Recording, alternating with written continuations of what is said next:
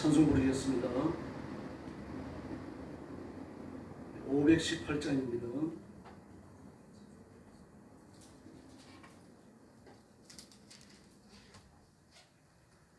515장 부르겠습니다. 515장입니다. 찬송가 515장입니다.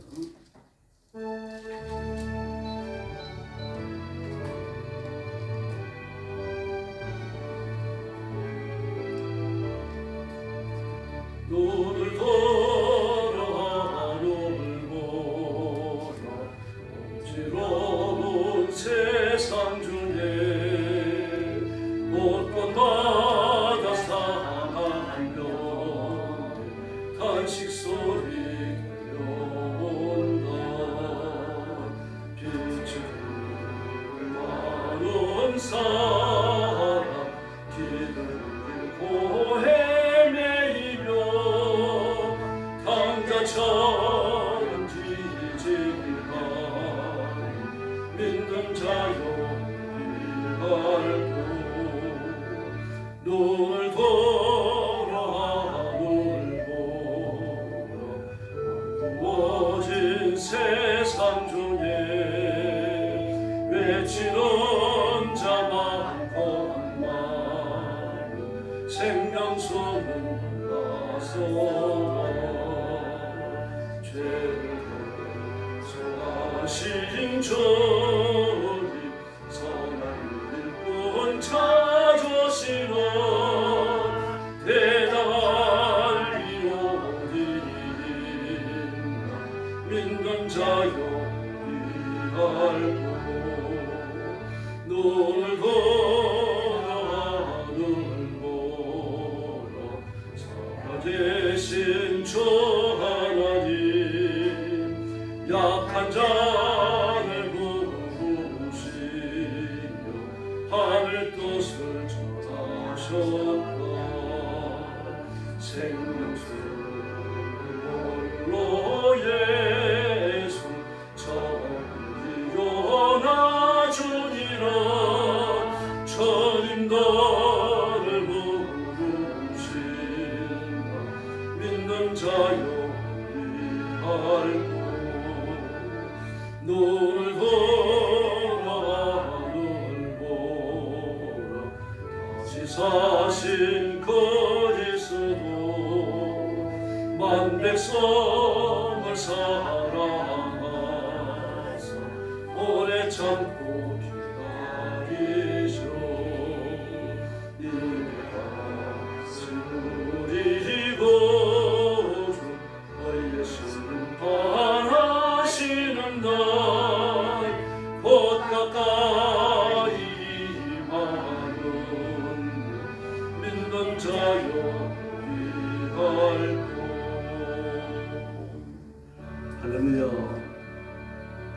516장 부르겠습니다. 516장입니다.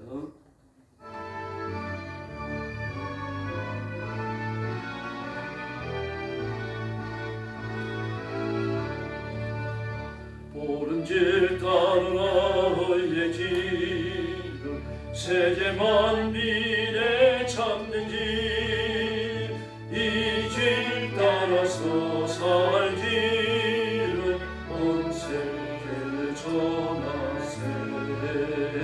만 백성이 나갈 길 완전하고 동통한 바람에 보아라 저기 주 예수의 나라 이 땅에 모두 오젠네 오젠네. 주 예수 따르라 승리의 주 세계 만민이 나갈 길과 진리로 참 생명 내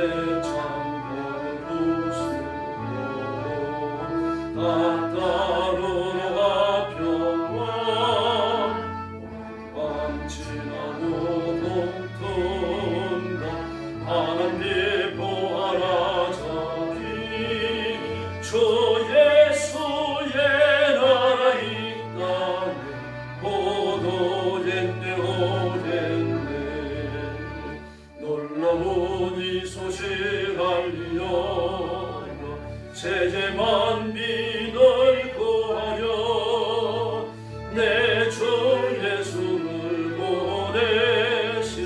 사랑의 하나님 만 백성이 나를 기뻐 지나고 동튼다 하나님 보아라 저기 주 예수의 나라 있다네 오젠네 오난 길 헤치고 찾아온 길 많은 백성을 구한 길 모두 나와서 이지도며 온 세상 마침내 이 진리에 살겠네 지나고 통통다 하나님 보아라 저기 주 예수의 나라 있다네 오겠네 오겠네. 할렐루야. 머리 숙여서 신앙 고백하겠습니다. 나는 전능하신 아버지 하나님 천지의 창조주를 믿습니다. 나는 그의 유일하신 아들 우리 주 예수 그리스도를 믿습니다. 그는 성령으로 잉태되어 동정녀 마리아에게서 나시고 본디오 빌라도에게 고난을 받아 십자가에 못 박혀 죽으시고 장사된 지 사흘 만에 죽은 자 가운데서 다시 살아나셨으며 하늘에 오르시어 전능하신 아버지 하나님 우편에 앉아 계시다가 거기로부터 살아있는 자와 죽은 자를 심판하러 오십니다. 나는 성령을 믿으며 거룩한 공교회와 성도의 교제와 죄를 용서받는 것과 몸의 부활과 영생을 믿습니다. 아멘. 자비로우신 아버지 감사합니다. 우상을 숭배하고 하나님이 계신 것을 알지도 못했고 고사하고 제사하고 점치고 악하게 살던 저희들을 복음으로 부르시고 그리스도의 보혈로 씻겨 하나님의 자녀를 삼아주신 그 은총을 감사합니다. 내 죄를 짊어지고 지옥의 흰불에 떨어져도 할 말이 없는 저희들인데 하나님은 값없는 사랑을 베푸셔서 하나님의 사람, 하나님의 종, 하나님의 일을 하도록 배려해 주시고 복 주셨으니 감사합니다. 오늘 아침도 엎드려서 구원의 하나님, 창조와 심판의 하나님 앞에 경배를 올립니다. 저희들의 예배를 기뻐 받으시고 머리 숙인 성도들 하나님의 가슴에 거룩한 재물처럼 품으시고 복내려 주시옵소서. 오늘도 땅 끝까지 이르러 복음 전하는 선교사님들과 주의 종들과 사랑하는 성도들을 기억하시고 그 가정과 가족을 지키시며 선교의 현장마다 하나님께서 영혼을 구원하시며 다스리시는 기적과 표적을 허락해 주시옵소서. 오늘 아침도 말씀을 나눕니다. 주의 성령께서 깨닫는 마음을 주시고 하나님의 뜻을 깨달아 실천하기를 결심하는 귀한 시간이 되게 하여 주시옵소서. 예수님의 이름으로 간절히 기도 올리옵나이다. 아멘. 하나님 말씀 공독하겠습니다. 레위기 24장입니다.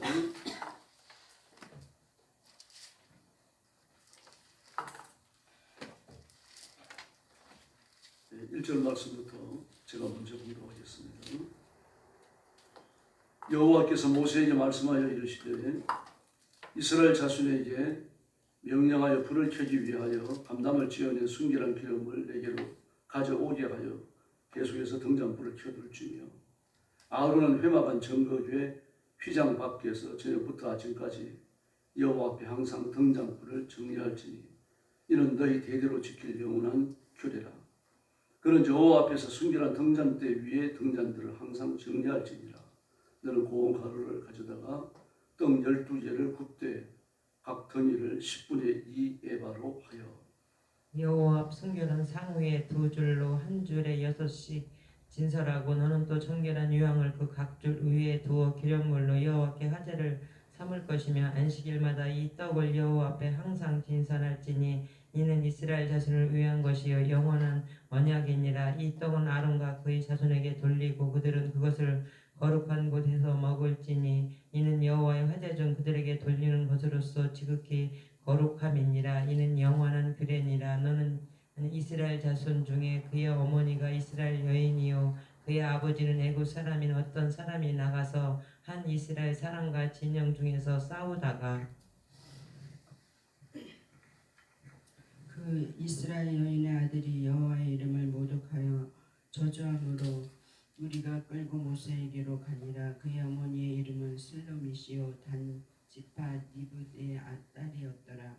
그들이 그를 가두고 여호와의 명령을 기다리더니 여호와께서 모세에게 말씀하여 이르시되 그 저주한 사람을 진영 밖으로 끌어내어 그것을 들은 모든 사람이 그들의 손을 그의 머리에 얹게 하고 온 회중의 돌로 그를 칠지니라.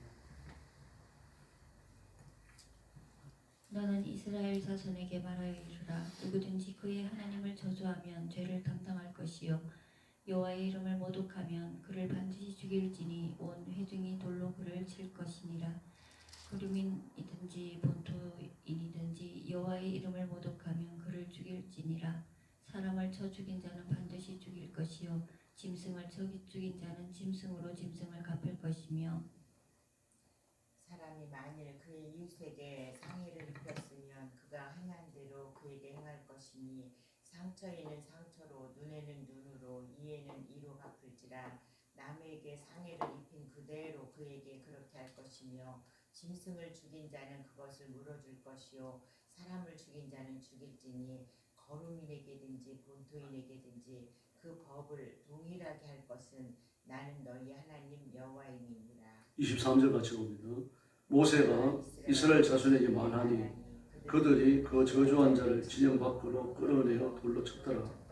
이스라엘 자손이 여호와께서 모세에게 명하신 대로 행하였더라. 아멘. 레위기 24장은 등잔 때와 촛대가 아니고 등잔 때입니다. 이 당시에 초는 이렇게 평상적으로 사용을 안 했습니다. 그리고 5절 이하에 보면은 진설병과 진설병 상에 관한 이야기하는데 진설병이 중심이 되어 있죠. 다음 10절 이하에는 등잔불 그리고 진설병 전부 다 이스라엘 백성들과 관련을 가집니다. 영적 교훈과 영적 진리에 속한 자들이 세상을 어떻게 살아야 할지를 보여주는데 진설병으로 하나님 앞에 바쳐진 사람, 등잔불의 등잔의 빛 속에 들어온 사람이 10절 이하의 죄를 범했을 때 어떻게 다룰 거든지 그걸 이야기하는 겁니다. 그러므로 요즘 말하자면 민형사상의 손해를 어떻게 다룰 것인지 손해배상에 관해서 지금 이야기하고 있는 거죠. 진설병에 대해서는 제가 몇 차례 말씀을 드렸습니다. 새벽 예배 때도 하고 주일 낮 예배 때도 말씀을 드렸고요. 등대에 대해서도 말씀드린 적이 있는데요. 진설병은 모두 12개입니다. 떡이라고 하는데 떡이 아니고 빵입니다. 이스라엘 백성들은 빵을 안 먹어요. 만들지는 않았습니다. 빵을 만들려고 하면 시루가 있어야 되는데 이스라엘은 시루가 없습니다. 삼집이 해갖고 냄비는 있었어요. 화덕이 있습니다. 화덕에서 나오는 빵이 아니면 비스켓이죠. 그래서 이 비스켓과 빵이 하나님 앞에 제물로 바쳐집니다. 부속적인 제물이죠. 그리고 번철에서 구웠어요. 그 부침개를 말합니다. 부침개지만 기름 바르지 않고 구울 수 있죠. 그리스도 역시 빵이나 비스켓이 나올 수 있습니다. 부침개도 있고요. 이런 것들입니다. 근데 진설병 그랬습니다. 진설병은 하나의 크기가 여러분 상상을 해보세요.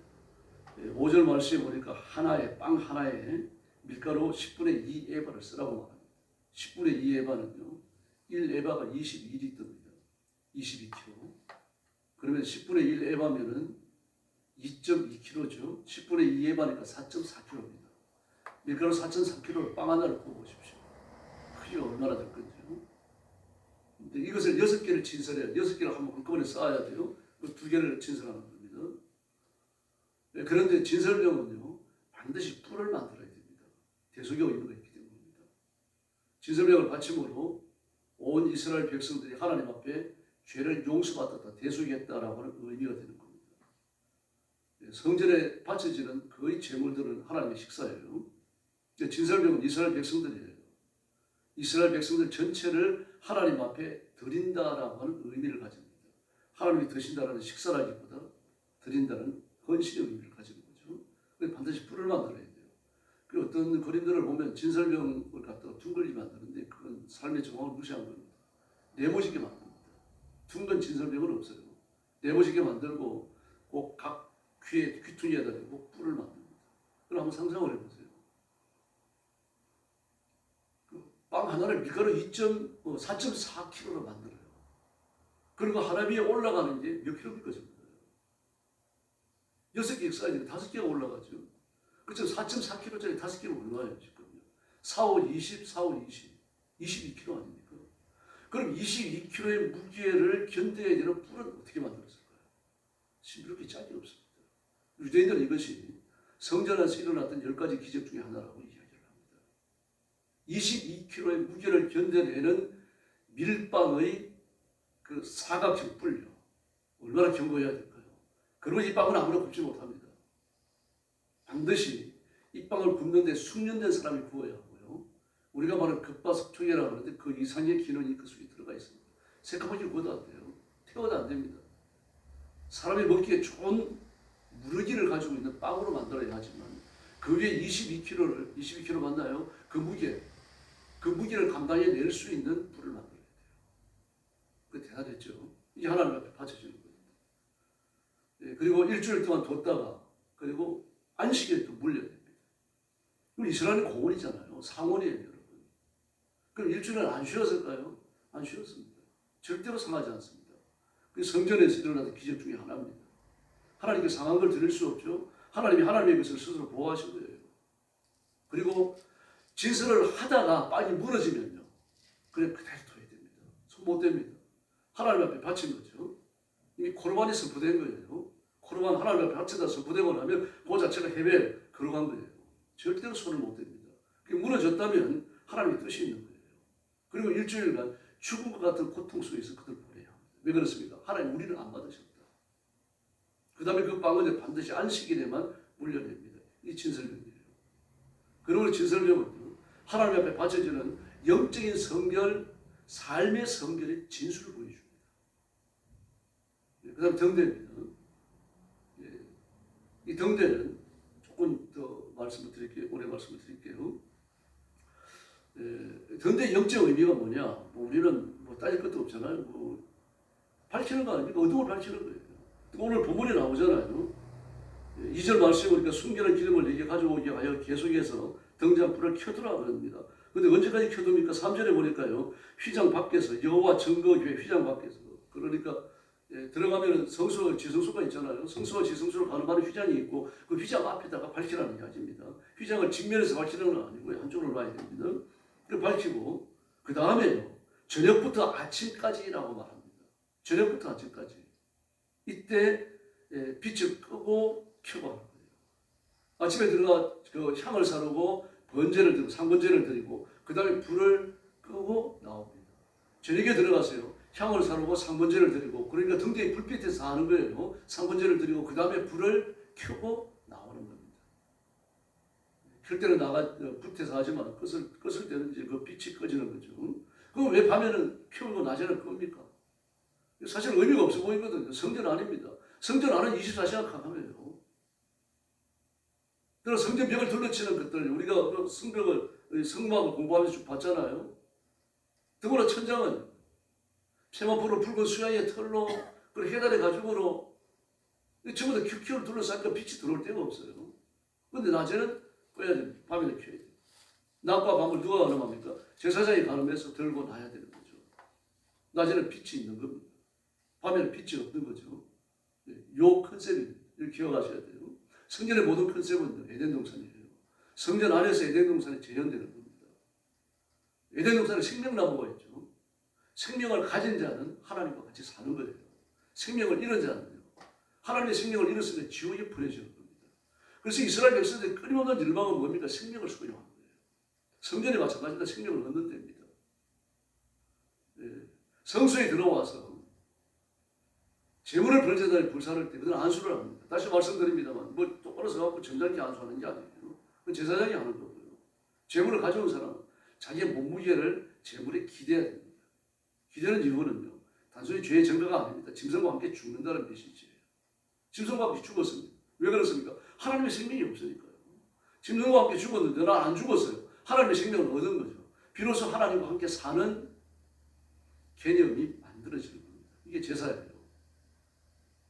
성전에 있는 모든 것이 바로 이 생명력을 보여주는 겁니다. 생명력을 가진 자들이 진설벽이 되어져서 하나님 앞에 바치고요. 빛이신 예수 그리스도 그 등대의 불빛 아래 드러나는 사람의 생명력을 가졌기 때문이죠. 그러므로 이방인은 성전에 못 들어와요. 생명이 없기 때문에요. 하나님께 속하지 않았기 때문에 에덴 동산에 들어온 자가 아니기 때문에 생명나무에 접근한 자가 아니기 때문에 못 들어옵니다. 그러나 빛에 노출된 자, 그 사람이 성전에 들어오는 거죠. 그러므로 진설병이나 빛이나 향이나 전부 다 뭡니까? 예수 그리스도의 생명력을 보여줍니다. 그 생명력의 원천은 어디서 나옵니까? 법궤에서 나옵니다. 그래서 법궤의 뚜껑이 뭐예요? 법궤의 뚜껑 이름이 시언자 그리고 속죄소입니다. 속죄소. 총괄적으로 죄를 사함받는 것이죠. 법궤가 없다면요. 법궤 뚜껑이 없다면요. 성전은 처음 쇼가 됩니다. 거기로부터 생명력이 흘러나오기 때문에 시언좌입니다. 좌, 의자의 개념을 부여해요. 하나님이 여기 앉아 계신다는 뜻입니다. 그러므로 이스라엘 백성들은요, 성전 그러면 하나님이 거기 계신다는 붙박이적 개념이에요. 흔들리지 않는 그런 개념을 가지고 있어요. 거기로부터 생명력이 흘러나오는 거죠. 이건 이방인들도 마찬가지입니다. 이스라엘 백성들이 법궤를 들고 전쟁터에 나타나면 이방인들이 놀래잖아요. 이스라엘의 신이 임하였다. 그렇게 말합니다. 근데 하나님의 법궤가 임했는데도 전쟁에 지고 심지어 아벡 전투에서 법궤까지 빼앗깁니다. 뭘 말합니까? 하나님이 그 백성을 버렸다는 뜻입니다. 하나님이 떠나셨다는 단순한 의미가 아니에요. 버리셨다는 거죠. 이 참담한 상황 앞에서요.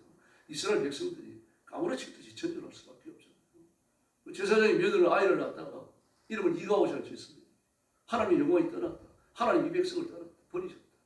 그 절망적 상황이 이가오샤를 통해서 보여주죠. 그러므로 성전은요.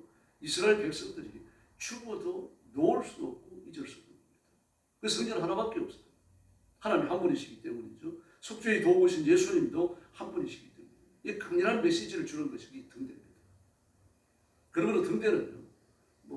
계시록에 나오는 촛대 그것과도 이렇게 멀리 가고 닿는 점은 있습니다. 그러나 1대1로 비교하기 힘들어요.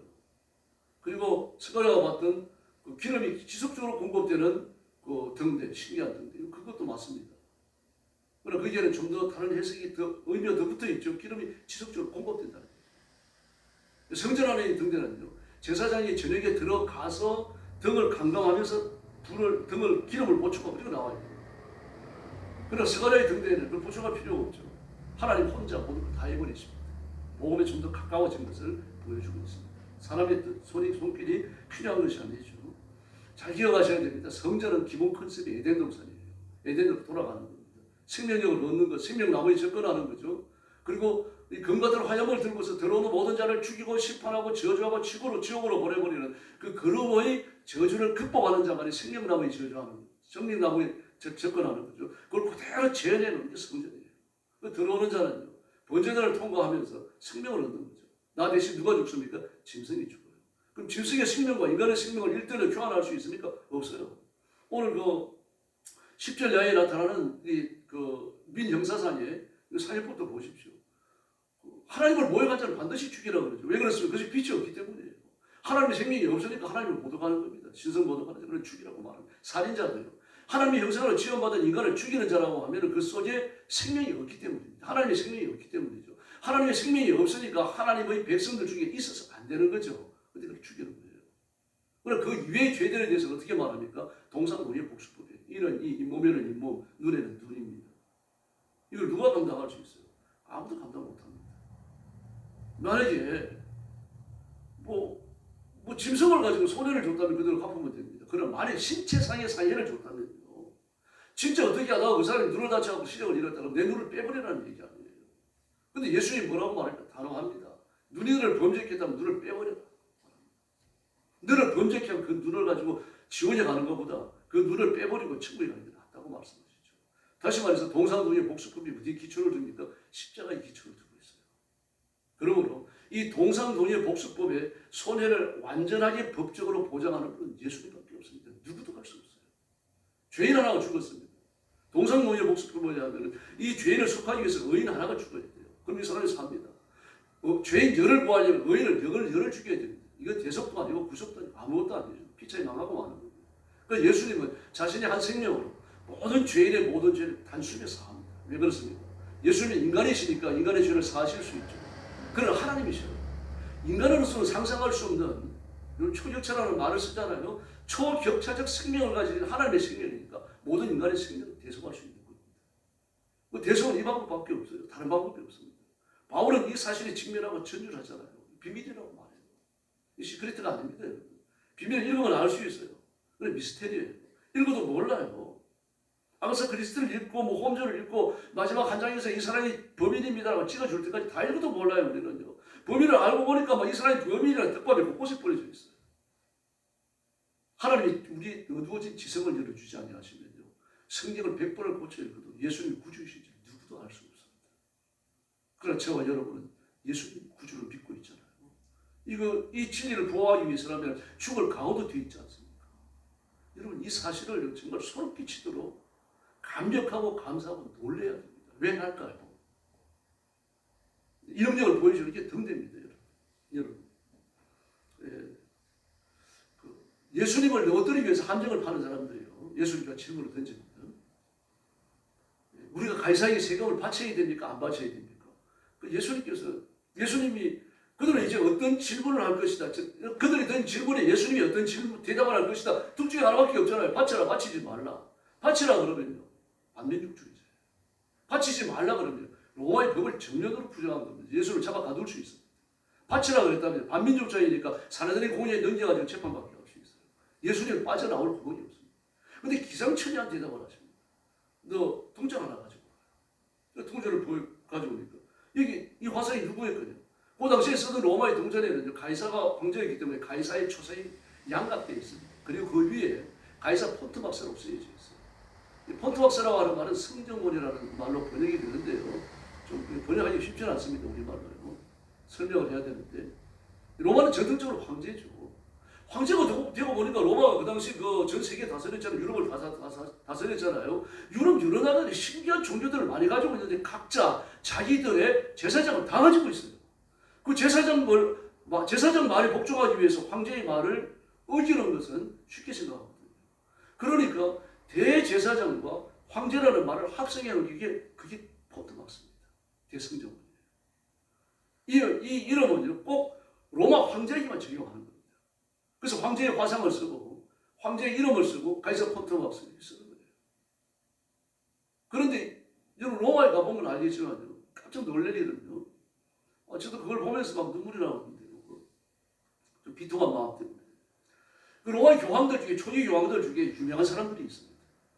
그 사람을 기념하기 위해서 정말 굉장히 큰 사원을 지어요. 성당을 지어요. 그리고 그게 뭐라고 써놨습니까? 만약 레오 황제, 레오 교황이었다면 레오 폰트박스라고 써요. 좀 그래 되어 있어요, 여러분. 다시 말해서 교황이면서 지상의 모든 권세까지는 한 손에 쥐겠다는 얘기예요. 교만하게 짜지 않는 길이에요. 캐톨릭은 반드시 망합니다. 캐톨릭 교리를 따르는 사람은 누구도 구원받지 못합니다. 그러나 천주교인들 중에서 성경을 믿는 사람, 예수 그리스도를 믿는 사람 반드시 구원받습니다. 그들 싸잡아서 욕할 것도 없고요. 그들이 구원받는다고 우리가 교통해야 된다고 할 것도 못돼요. 온전치 않아요. 주님이 그 동전을 가지고 있는 이 화살이 누구냐? 가이사입니다. 이 거는 누구의 것이냐? 가이사의 것입니다. 그럼 가이사의 것은 가이사에게 바치고 하나님의 것은 하나님께 바쳐라. 무슨 말인지 아시겠습니까? 근데 유대인들 그 말을 듣고 지금 이 질문을 드리러 온 사람은 여러분 존이 아닙니다. 대제사장 대신에 유명한 랍비 대신에 예수님을 함정에 빠뜨리려 온 사람입니다. 그 사람들의 휘하에서 그 사람에게 배우는 사람이 지금 가장 똑똑한 사람이에요. 비서실장이 상대하는 사람입니다. 그 사람이 죽으면 그 자리를 대신할 수 있는 사람이 못 보이거든요. 그런데 그들이 마음으로 탐복을 합니다. 그 말을 듣고요. 그리고 돌아가서 하는 말이 뭡니까? 성경적으로 조금도 이상이 없는 말을 했습니다. 가이사이든 가이사이, 하나님의 것은 하나님께 바치라고 말씀을 하시는 겁니다. 가이사의 것은 가이사의 형상이 있습니다. 하나님의 것은 하나님의 형상이 있어요. 가이사의 것은 동전입니다. 그럼 도대체 하나님의 형상이 있는 하나님의 것은 뭡니까? 그 당시 유대인들이잖아요. 유대인들 아닙니까? 너희가 그렇게 좋아하고 사모하는 에덴 도서로 돌아가려고 하고 하나님의 생명을 가지고 성전에 들어갈 자격을 가졌고 이 자격을 갖지 못한 사람은 성전에도 못 들어오고 에덴성에 속하지 못했고 지옥에 들어간다고 잘났고 교만들은 너희들인데 그럼 너희들이 하나님의 형상을 가지고 있지 않느냐? 그럼 너희들이 하나님의 것이냐? 이 질문 던지는 거예요. 그들 다 놀랍니다. 아마 그들은 입을 틀어막았을 거예요. 틀림없이. 그 말을 무슨 말입니까? 가이사의 것은 가이사에게 바치면 되니까 너희들은 하나님의 것이니 하나님께 바치라는 얘기입니다. 너희가 빛이냐? 빛으로 살고 있는지 보라는 얘기입니다. 너희가 진설명이 되어져 갖고 매주일 하나님 앞에 바쳐지는데 너희가 하나님이 받으실 만한 깨끗한 것이냐? 라고 묻고 있는 거예요. 너희가 등대의 불빛을 받아가지고 빛의 사람이 되어졌는데 너희가 과연 빛의 사람처럼 살고 있고 말하고 있고 행동하고 있느냐? 이게 질문하는 겁니다. 지금. 그에 대해서 답변을 못하는 거죠. 유대인들 그 말을 대번에 알아듣습니다. 빛은 흰색입니다. 흰색은 메시아의 색, 대제사장의 색이에요. 대제사장은요, 대속죄일이 되어지면 발끝에서 머리끝까지 반드시 전부 흰색으로 도배를 해야 됩니다. 메시아를 보여주고 빛을 보여주기 위해서요. 예수님도요, 대제사장이십니다. 그러므로 예수님은 빛의 예수님, 빛의 메시아십니다. 흰색의 예수님, 흰색의 메시아입니다. 그러나 반대쪽은요, 어둠에 속한 자들이죠. 어둠의 색깔은요, 주홍색입니다. 죄의 색깔입니다. 너희 죄가 주홍 같은지. 주홍색에 속한 자들이 누구입니까? 빛의 속한 흰색의 사람은 유대인이 유일하다고 생각했습니다. 그들은 성결하고 의롭고 깨끗하고 천국에 갈 유일한 사람이라고 생각했습니다. 그러나 빛의 반대쪽에 서 있는 주홍색의 사람들은요, 그들이 바로 이방인이고, 그리고 장애인이고, 그리고 온갖 부정한 것들로 부정해진 사람을 생각했습니다. 이 사람은 절대로 빛에 들어와서 빛의 사람이 되지 못한다고 말했어요. 그들은 성전에 못 들어오는 거예요. 왜 그렇습니까? 성전의 예루살렘입니다. 성전의 천국이에요. 하나님의 생명을 가진 자만이 거기에 들어오는 겁니다. 하나님의 온전한 형상을 상실해버린 부정한 자, 죄인, 이반인은 발끝도 못 대는 겁니다. 이들 울타리도 못 건드려요. 그래서 울타리에 들어오는 자들을 경계하는 자가 누굽니까? 이 템플 폴리스입니다. 성경에 나왔던 여자 비자요. 유대인의 인간관에서 여자가 어디 남자를 찾아와가지고 막 닭다를 하고 몰아붙입니까? 너 예수님 제자지. 너도 급하지. 못해요 여러분. 맞아 죽어요. 근데 그 여자는 할 수 있어요. 템플 폴리스예요. 성전에 들어오는 자, 성전에 가까이 오는 자들을 쫓아낼 수 있는 권한을 가집니다. 이 권한을 누가 가지고 사내들이 고니아가 줬고 로마도 줬어요. 그래서 이 템플 폴리스는요, 서원들을 가질 수 있습니다. 로마인들은요, 정복 국가는 서원들을 절대로 무장을 못하도록 군인을 다 해제시킵니다. 그런데 성전을 경비하는 사람들은 서원들을 허락해요. 전부 다 나이프를 가집니다. 사과 깡력칼, 이렇게 과도, 부엌칼 이런 거밖에 못 가져요. 그러나 성전 경비병은 서원들을 허락해요. 그 권한을 로마도 인정한 겁니다.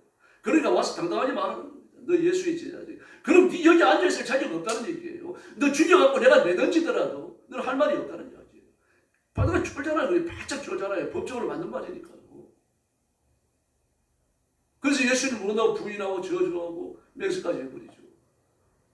그러다가 마가복음을 보세요. 예수님이 그 현장에서 뒤돌아서 베드로를 쳐다보시고 두 눈이 마주쳐버립니다.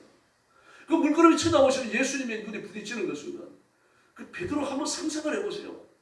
그 가슴이 말이면 어떻게 했습니까? 그게요. 막 벼락이 떨어진 것처럼 말이에요. 얼마나 뛰었겠습니까? 놀라가지고 성경이 안 나왔죠. 얼굴을 감싸지고 도망갔어요. 틀림없어요. 그리고 문을 나서는데 다리 세우는 거예요. 아마 그런 다리가 후들거리고 부러졌을지도 몰라요. 그런 빛인데 빛을 놓쳤잖아요. 빛을 놓치고 나니까 그렇게 참혹한 일을 다 겪습니다. 온갖 수치를 다 겪습니다. 쫓기는 자가 되어지고 도망가다가요. 제가 틀림없이 엎어졌어요. 제가 생각할 때 그렇습니다. 제 생각이. 충격이 얼마나 컸는지 모르겠어요. 그 천주교에서는요, 베드로가 죽을 때까지 닭소리가 나면, 닭만 울면, 그걸 어떻게 회개했다. 빛입니다. 여러분. 예수님이 빛이시죠. 우리도 빛이 빛 아닙니까? 내 스스로 가진 빛이 아니라 예수님이 내게 빛을 주셨기 때문이죠. 그래서 너희가 세상의 빛이다라고 말할 때요, 영어 성경은 히브리어도 마찬가지. 너희만이 그래요. 너희만이 only you라고 말을 합니다. 너희만이 세상의 빛이다. only라고 그랬어요. 너희만이 세상의 빛이다. 다른 건 세상의 빛이 아니라는 얘기죠. 다시 말해서 너희만이 내 생명에 들어왔고 너희만이 내 생명을 소유했고 나와 같은 팀이고 나와 같이 사는 사람들이 그렇게 말합니다. 그 예수님이 뭐라고 말씀하십니까? 아버지께서 내 안에 계시고 내가 아버지 안에 계시는 것처럼 저들 우리 안에 있게 해주십시오. 그 대제사장의 기도예요. 빛입니다, 여러분. 저와 여러분에게 주어진 이 명제를 죽어도 이해하시면 안 됩니다. 그 성전에서 파생되는 개념은요, 피, 속죄, 희생 이런 것만 있는 게 아닙니다. 빛이에요. 이 사실을 알기 때문에 유대인들은 생명을 걸고 하나님의 성전을 찾았던 겁니다. 그러므로 에덴 동산의 컨셉은 하나님이 계시는 것, 빛이 충만한 것, 저주와 심판과 죽음이 없는 곳입니다. 하나님 같이 사는 곳이죠. 이걸 일상의 삶 속에서 그렇게 이루기를 원했던 사람들이 유대인들입니다. 근데 그거 못했잖아요. 못했는데 누가 이렇게 만드십니까? 예수님이 만드시잖아요. 그들이 하나님의 생명이 없기 때문에 천국에 못 들어오고, 천국에 못 들어오니까 에덴 동산에 소외됐고, 에덴 동산에 소외됐으니까 성전에도 오지 말라라고 이렇게 저주했던 그 사람들을 다 만나셔야 하나요? 만나가지고 그 사람들이 그 죄인이 됐든 자연이 됐든 뭐가 됐든지 간에 말입니다. 그들을 다 완전하게 만들어서 그때 손을 붙잡고 성전으로 들어가시잖아요. 예수님만이 빛이고 예수님만이 메시아인 줄로 믿습니다. 누구도 20년 이럴 수 없습니다. 오늘 새벽도 주님의 이름을 붙드시고 힘써 기도하십시다. 그래서 내가 빛으로 살아왔는가, 내가 하나님의 바쳐진 온전한 질서를 배우니까 다시 점검하시고 주님 앞에 새로운 결단 속에서 하나님의 임재를 체험하는 시간이 되기를 예수님의 이름으로 축원합니다. 기도하겠습니다. 자비하신 아버지 감사합니다. 예수님이 빛이신데 저희를 불러 빛이 되게 하시고 우리 속에 빛을 심으시고 빛으로 살라고 세상으로 보내셨으니 감사합니다. 내가 예수님께 속한 자, 생명을 나눈 자, 하나님의 영생의 생명, 예수님의 부활의 생명을 나눈 자인 것을 깨닫고 빛으로 살아가게 하여 주시기를 간절히 원합니다. 사소한 이익 때문에 신앙의 변절자 되지 않게 해주시고 세상의 쾌락을 얻기 위해서 신앙적으로 영적으로 손해보는 일 없도록 은혜 베풀어 주시기를 원합니다. 어떤 상황과 만나든 나라 빛이며 진설명이며 내 속에 하나님의 생명이 있고 부활의 생명이 있음을 깨닫고 죄와 싸우게 하시며 세상을 정복하며 하나님 앞에 자랑스러운 그리스도인들로 살아가도록 역사해 주시옵소서. 오늘 어떤 성도들에게 두서는 자 안수하시고 성령의 권능을 부으시고 끊임없이 등잔의 기름을 공급하시는 성령의 권능으로 우리 성도들에게 복을 내려 주시옵소서. 가정에 복을 주셔서 평안하게 하시고 자녀들은 믿음으로 살며 번성케 하여 주옵소서. 우리 교회도 부흥하게 해주시고 하나님의 말씀과 그리스도의 보혈이 생수의 강이 되어 흐르는 살아있는 교회가 되게 하여 주시옵소서.